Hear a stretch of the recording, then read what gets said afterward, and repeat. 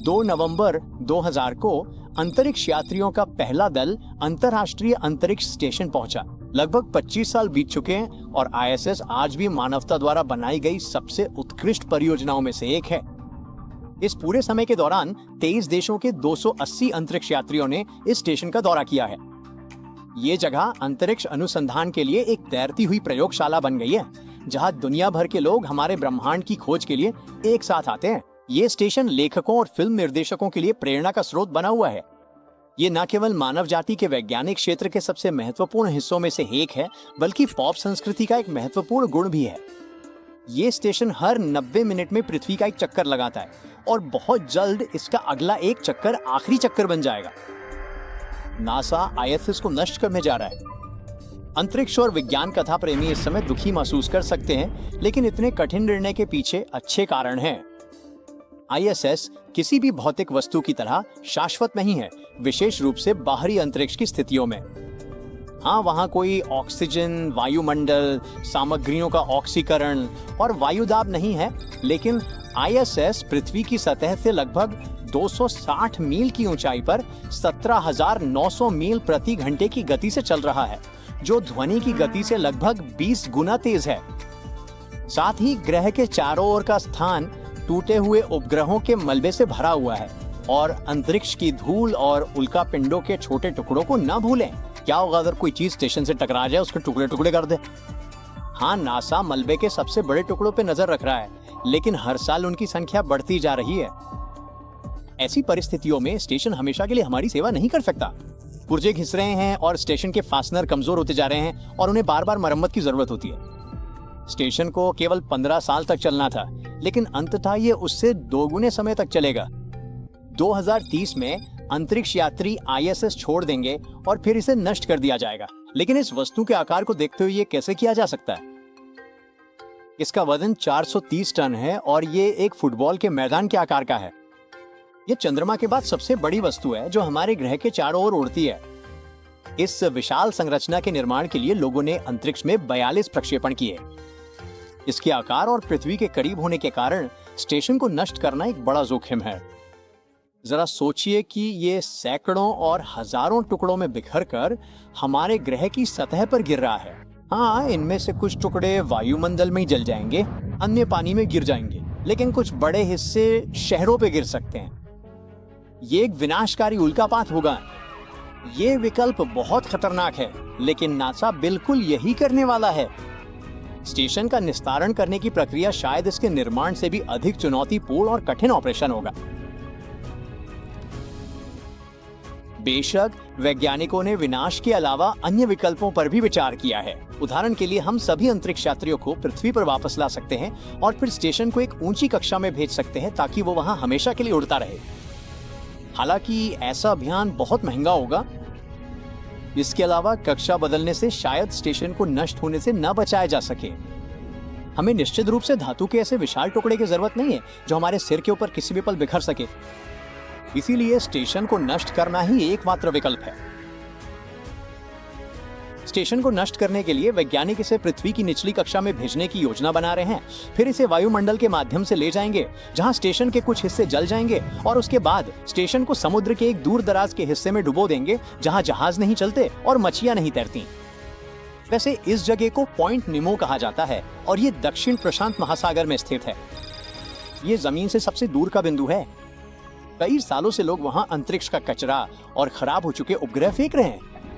इसे पृथ्वी पर सबसे निर्जीव और सुनसान जगहों में से एक माना जाता है।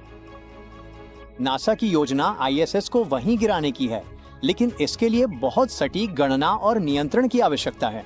यह अभियान एक विशेष स्पेस ट्रक के बिना पूरा नहीं किया जा सकता है और इस अनूठी मशीन का आविष्कार एलन मस्क की स्पेसएक्स कंपनी द्वारा किया जाएगा।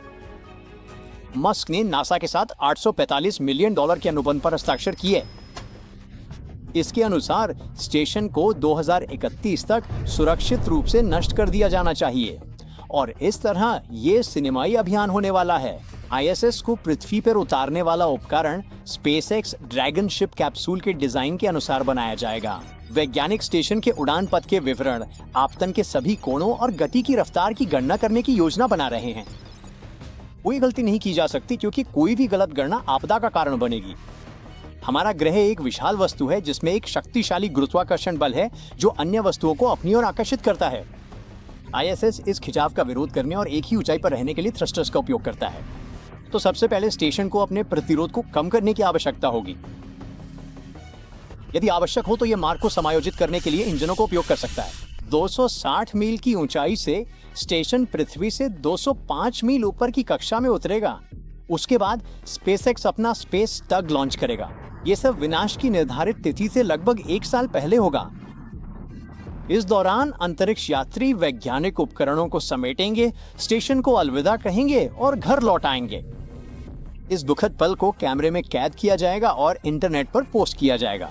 उसके बाद पूरी दुनिया आईएसएस का नाटकीय समापन देखेगी। स्पेस टग स्टेशन के साथ जुड़ेगा और इसे कक्षा के सबसे निचले बिंदु पर ले जाएगा, जो सतह से लगभग 90 मील ऊपर है। वहां स्टेशन को भारी वायु प्रतिरोध का अनुभव होगा।